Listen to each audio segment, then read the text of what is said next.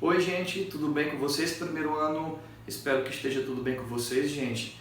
Nós, professores, estamos sentindo muita falta de vocês, mas estamos fazendo o possível para mantermos o nosso ritmo de estudo, o nosso ritmo de ensino-aprendizagem, tá bom? Então, o meu conselho, a minha sugestão para vocês é que vocês mantenham o foco, mantenham um ritmo de estudo em casa, tá bom? E que nós possamos brevemente nos reencontrar. Guardem aí as sugestões, as recomendações das autoridades locais, para que a gente possa brevemente vencer tudo isso e estarmos de volta ao nosso ambiente escolar. Tranquilo? Bem, gente, na nossa aula de hoje nós vamos dar continuidade ao livro 2, certo? Biologia 1, capítulo 5. Nós vamos estudar hoje respiração celular e fermentação. Nós vamos ver as etapas da respiração celular: glicólise, ciclo de Krebs e cadeia respiratória ou cadeia transportadora de elétrons, tá bom? Espero que nós possamos aproveitar ao máximo esse momento. Vem comigo? Então, gente, esse é o nosso conteúdo de hoje, tá? Se você quiser me acompanhar com o livro de vocês, eu estou lá no livro 2 de Biologia 1, na página 5 do capítulo 5. Então, o conteúdo de hoje é respiração celular e fermentação, certo? Eu não sei se vocês lembram, nós inclusive iniciamos esse capítulo antes desse processo de isolamento social, tá? Então, a gente já começou o capítulo 5 e a gente hoje vai dar prosseguimento, tá bom? O que nós vamos ver hoje, gente? Nós vamos ver essa parte de respiração celular. Então, se você observar, o processo de respiração celular, ele é formado por 3 etapas, né? A primeira etapa é a glicólise, a segunda etapa é o ciclo de Krebs e a terceira etapa é a etapa da cadeia respiratória, que também é chamada de cadeia transportadora de elétrons, beleza? Então esse vai ser o nosso conteúdo de hoje. Para frente. Nesse slide aqui, gente, nós temos um panorama geral, uma visão geral das etapas do processo de respiração celular, né? Então, a primeira coisa que você tem que saber é que o combustível da respiração celular é a molécula de glicose. Então, tá aqui, ó, a molécula de glicose, ela é formada por 6 átomos de carbono, certo? Então, no processo de respiração celular, a gente oxida a molécula de glicose para a obtenção de energia na forma de ATPs, certo? Então, esse processo de respiração celular, ele oxida a glicose em 3 etapas. A primeira etapa, chamada de glicólise, a segunda etapa, chamada de ciclo de Krebs, e a terceira etapa, chamada de cadeia respiratória. Então, nós temos aqui, de forma bem esquemática, as 3 etapas do processo de respiração celular. Então, aqui, ó, vocês estão vendo aqui, eu apontando com a seta do mouse, nós temos aqui a primeira etapa, o processo de glicólise, aliás, em que você quebra a molécula de glicose em uma molécula de piruvato, tranquilo? Em seguida, esse piruvato, ele é oxidado em uma molécula chamada de acetil-CoA, que vai adentrar no ciclo de Krebs, que também é chamado de ciclo do ácido cítrico, que vai produzir uma série de elétrons através de reações de oxirredução que vão gerar a produção de ATPs na cadeia respiratória. Tranquilo? Então, eu fiz aqui para você um apanhado geral de como é que ocorre o processo de respiração celular nessas 3 etapas. Na etapa de glicólise, na etapa do ciclo de Krebs e na etapa da cadeia respiratória. Tranquilo? Para frente. Pronto, você já sabe as 3 etapas do processo de respiração celular. Outra coisa que vocês necessitam saber é onde é que ocorre cada uma dessas etapas. Como assim, professor? Qual é a região da célula responsável por cada uma dessas etapas? A primeira etapa, que é a glicólise, essa primeira etapa, gente, vai acontecer no citoplasma, certo? A primeira etapa, a etapa de glicólise, ocorre no citoplasma. A partir daí, as duas próximas etapas, que é o ciclo de Krebs e a cadeia respiratória, irão acontecer dentro das mitocôndrias. Lembram que a gente estudou isso em sala de aula, gente? As mitocôndrias são organelas citoplasmáticas, eu estou inclusive mostrando aqui ó, a imagem de uma, responsáveis pelo processo de respiração celular. Então, ó, quais são as partes de uma mitocôndria? A mitocôndria é formada por uma dupla membrana, a membrana externa, e nós temos a membrana interna, que faz uma série de dobras, que você vai chamar de cristas mitocondriais. Beleza? Aqui dentro da mitocôndria, certo? Internamente, as cristas mitocondriais, nós temos a matriz mitocondrial. Tranquilo? Então, o que você tem que saber? O ciclo de Krebs ocorre na matriz mitocondrial, aqui dentro, ó, na matriz mitocondrial, no interior da mitocôndria, e a cadeia respiratória ocorre nas cristas mitocondriais, nessas dobrazinhas aqui que a membrana interna da mitocôndria faz, certo? Então, o ciclo de Krebs e a cadeia respiratória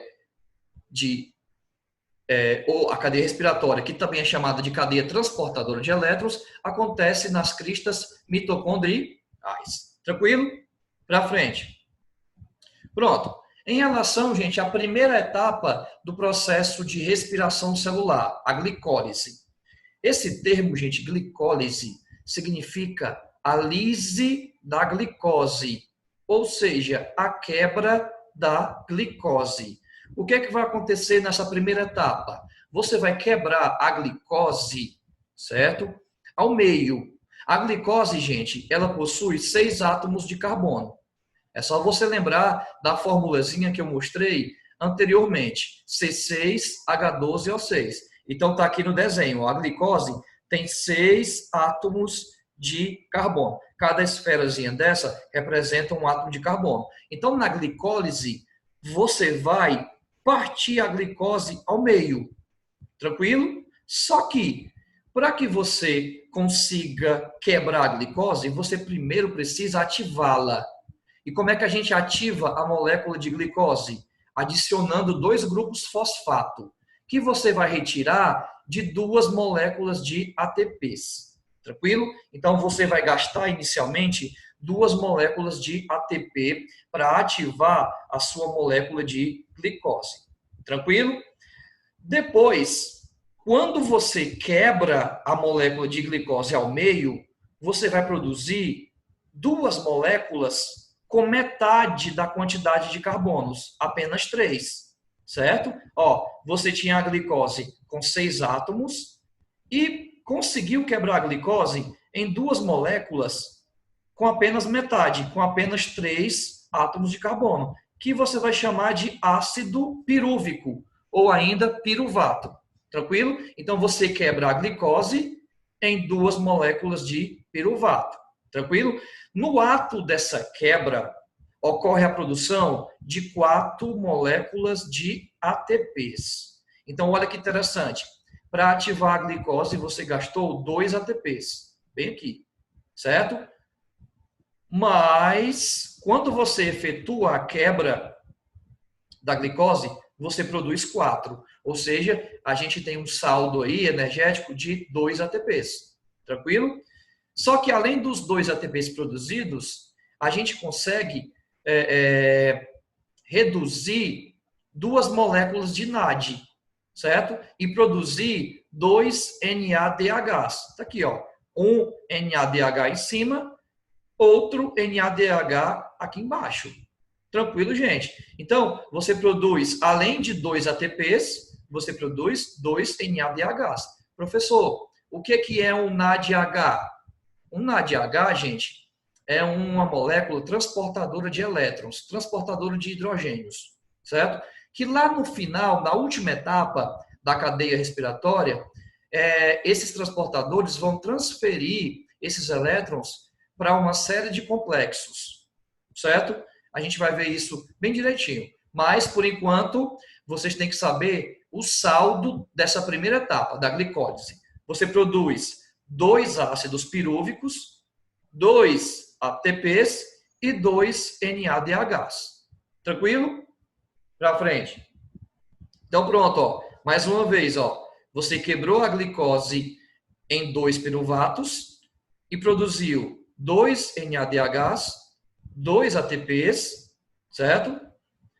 E 2 piruvatos. Tranquilo?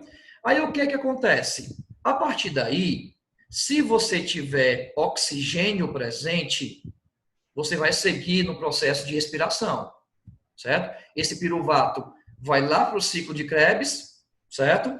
Que segue-se, então, a cadeia respiratória. Mas se esse oxigênio não estiver presente, o que vai acontecer?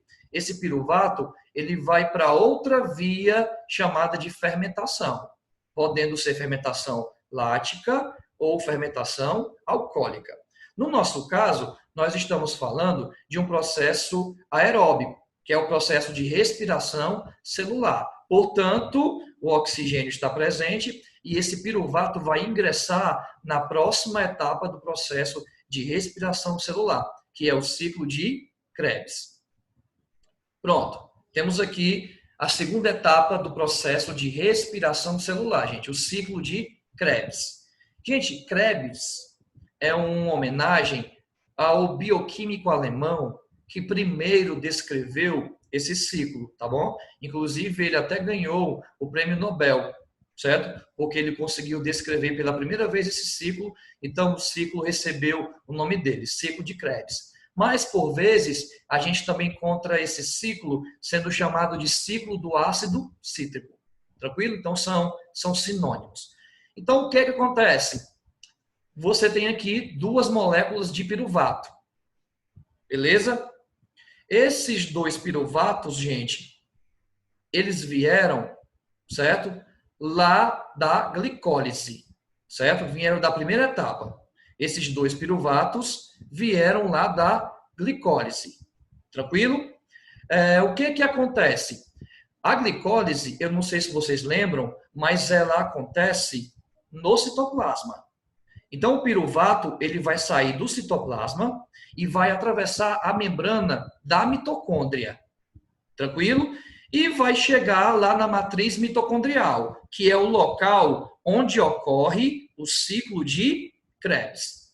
Tranquilo? Só que esse piruvato, gente, ele não é substrato para o ciclo de Krebs. Primeiro, ele tem que dar origem a uma molécula chamada de acetil-CoA, porque o acetil-CoA, sim, é substrato para o ciclo de Krebs. Então, vem comigo. O que acontece? Primeira coisa que tem que acontecer, esse piruvato tem que dar origem ao acetil-CoA. E ele faz isso através de uma reação conhecida como descarboxilação oxidativa. Cada um desses 2 piruvatos vai perder uma molécula de CO2, certo? Por isso que você tem esse índice aqui, 2, porque como são 2 piruvatos, cada piruvato perde um CO2, certo? Aí dá origem à molécula de acetil. Cada uma dessas moléculas de acetil se ligam a uma molécula de CoA, coenzima A, dando origem a 2 moléculas de acetil-CoA, certo? Quando esses acetil se ligam à molécula de coenzima A, a gente tem a produção de mais 2 moléculas de NADH.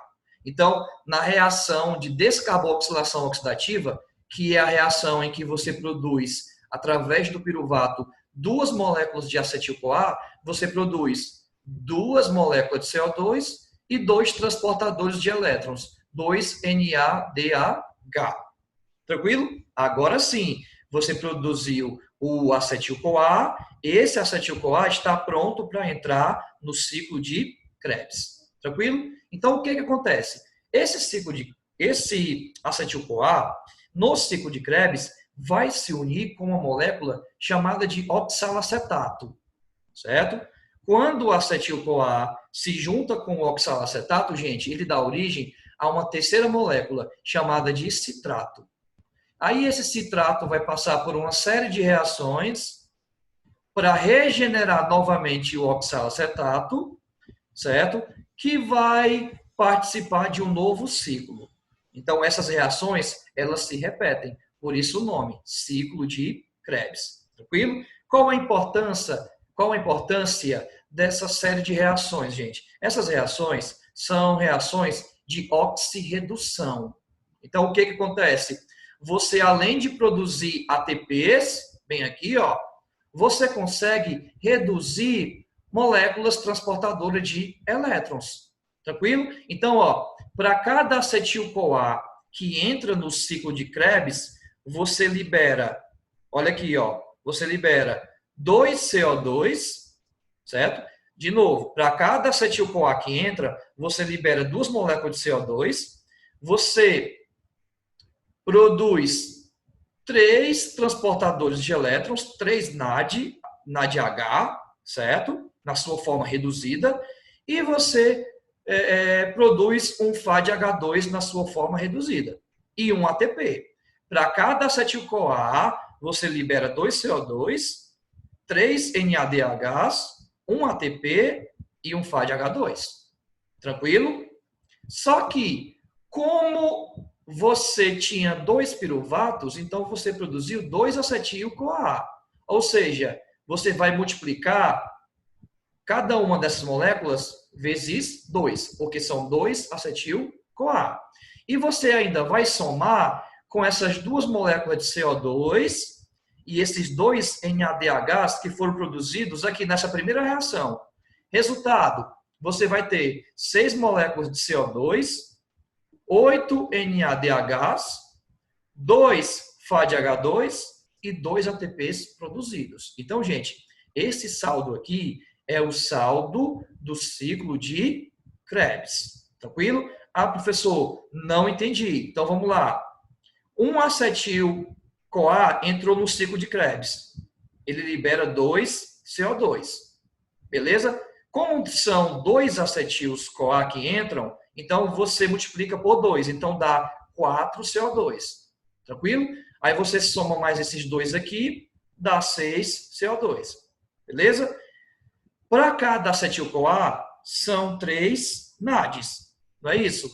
Como são 2 acetil-CoA produzidos, você multiplica por 2, dando um total de 6 NADs. NADH, né? Quando você soma com esses 2 aqui, dá 8 NADHs. Tranquilo? Para cada acetil-CoA, você libera um FADH2. Mas como são 2 acetil, dá 2 FADH2. Para cada acetil-CoA, você produz uma molécula de ATP, ou GTP, que é um análogo do ATP, tranquilo? Como são 2, você multiplica por 2, então são 2 ATPs. Beleza? Então esse aqui é o saldo do ciclo de Krebs, é o saldo do ciclo do ácido cítrico. Tranquilo? Para frente. Aí nós chegamos na última etapa do processo de respiração celular, gente, que é o processo da cadeia respiratória, que a gente também pode chamar de cadeia transportadora de elétrons, ou CTE, cadeia transportadora de elétrons. Onde é que a cadeia respiratória ou transportadora de elétrons, ela acontece? Onde é que ela ocorre? Ela ocorre, gente, lá na membrana interna da mitocôndria, nas cristas mitocondriais. Bem aqui, ó. Tá vendo aqui, ó? Você tem, ó, a membrana externa e você tem as cristas mitocondriais na membrana interna. Então, a cadeia transportadora de elétrons está aqui, ó, na membrana interna, nas cristas mitocondriais. Tranquilo? O que acontece aqui na cadeia transportadora de elétrons? O nome já está dizendo, transporte de elétrons. Quem é que traz esses elétrons para a cadeia transportadora de elétrons? A gente já vem falando aqui desde a glicólise, aliás. Quem traz esses elétrons são o NADH e o FADH2. Eles carregam elétrons que são ricos em energia. Para quê, professor? Porque à medida que esses elétrons vão passando pela cadeia transportadora, nós vamos tendo a produção de ATPs, a produção de energia. Tranquilo? Para frente. Pronto, gente, ó. Eu peguei aqui a mitocôndria, certo? Ó, aqui em cima, e peguei um pedacinho da crista mitocondrial. Então, você tem aqui, ó, a membrana mais externa, e aqui você tem a membrana interna, que são as cristas mitocondriais. Entre uma membrana e outra, nós temos o espaço intramembranar, ou espaço intramembrana, ou espaço intramembranoso, certo? São sinônimos, tranquilo? Então, professor, o que é, na verdade, essa cadeia transportadora de elétrons? O que é essa cadeia respiratória? Gente, essa cadeia respiratória são uma série de complexos proteicos por onde os elétrons vão passar. Se você observar, aqui, ó, na minha membrana interna, essa aqui, ó, nós temos 4 complexos. O complexo 1, o complexo 2, o complexo 3 e o complexo 4. Então, os elétrons vão sendo deixados aqui, nesses complexos, pelos transportadores NADH e FADH2. Então, ó, eles estão reduzidos. Quando eles deixam os seus elétrons, eles retornam à sua forma oxidada. Tranquilo? Aí, ó, esses elétrons vão passando de complexo para complexo. Do complexo 1, tá vendo aqui esse Ezinho aqui, ó? Esse Ezinho é um elétron. Do complexo 1, esse elétron vai lá para o complexo 2. Do complexo 2, esse elétron vai lá para o complexo 3. Do complexo 3, esse elétron vai lá para o complexo 4, até que ele vai se juntar a uma molécula de oxigênio e uma molécula de H+, para formar a molécula de água, certo? Então, a gente diz que o oxigênio, bem aqui, ó, é o aceptor final de elétrons. Então, esses elétrons só conseguem passar do NADH e do FADH2 e através dos complexos proteicos, porque o oxigênio está presente. Ele vai ser o aceptor final de elétrons. Então, quando esse oxigênio, juntamente com H+, recebem esse elétron, forma-se a molécula de água. Tranquilo? Então, esse é o caminho dos elétrons, tá, gente? Ele sai dos transportadores NADH e FADH2, passa pelos complexos 1, 2, 3, 4 e vai terminar lá na molécula de oxigênio, formando a molécula de água. Então, esse é o caminho dos elétrons. Se você observar, nós temos aqui um bombeamento de H+, de íons H+. À medida que os elétrons vão passando pelos complexos, gente, nós temos um bombeamento de H+, da matriz mitocondrial para o espaço intramembrana.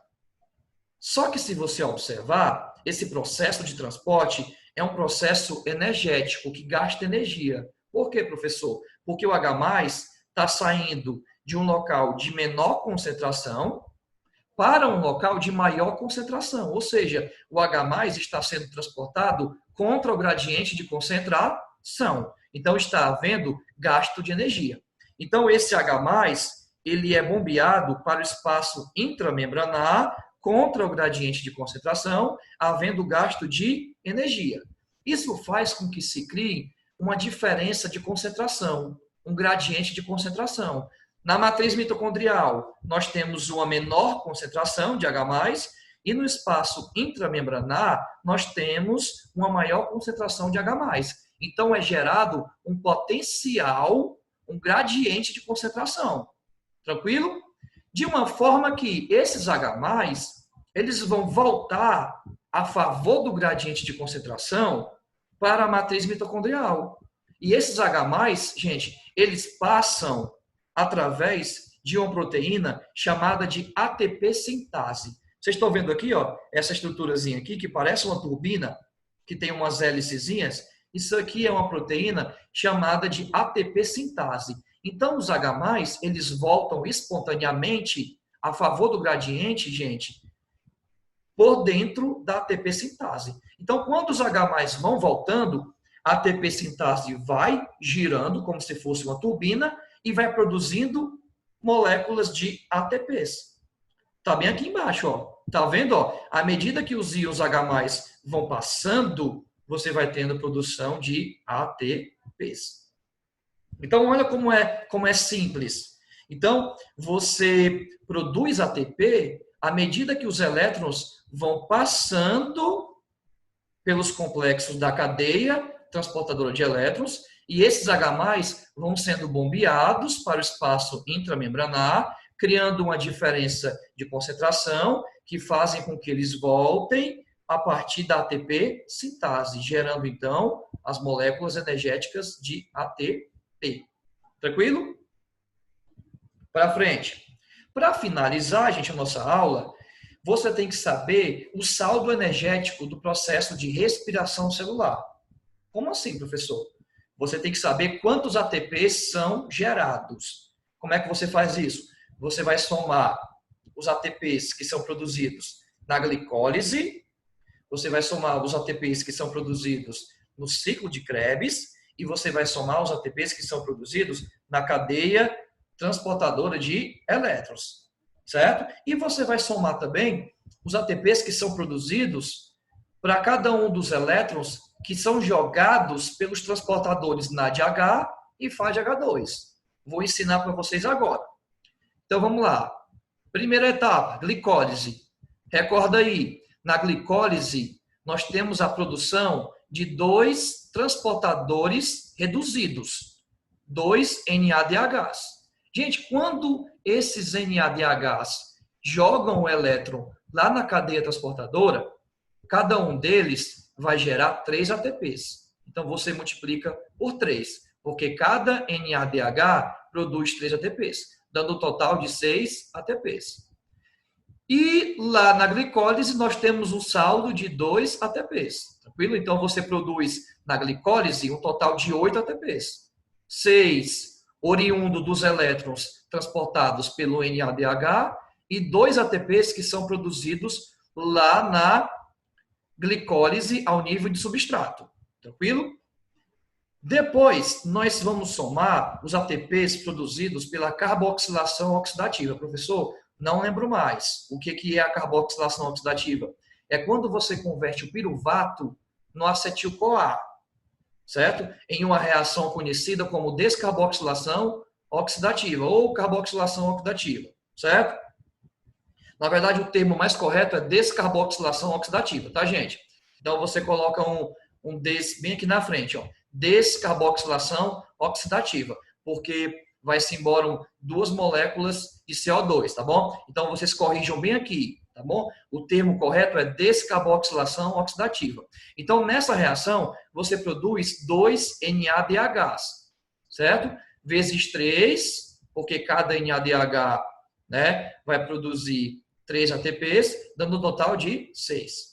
No ciclo de Krebs, você produz 6 NADHs vezes 3, né, porque cada NADH produz 3 ATPs, dando um total de 18.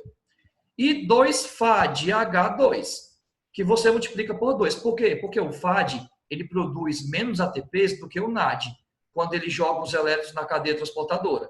Então, você multiplica apenas por 2, dando um total de 4 ATPs. E você produz, no ciclo de Krebs, 2 ATPs.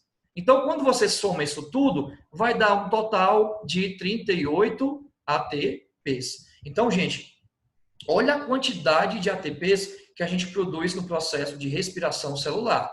Então, esse processo, ele produz tanto ATP ao nível de substrato, ele produz ATPs diretamente, como ele produz ATPs através dos elétrons que vão passando pela cadeia transportadora de elétrons, fazendo um gradiente de concentração diferente e produzindo ATPs através da ATP sintase. Tranquilo, gente? Espero que vocês tenham entendido. Beleza?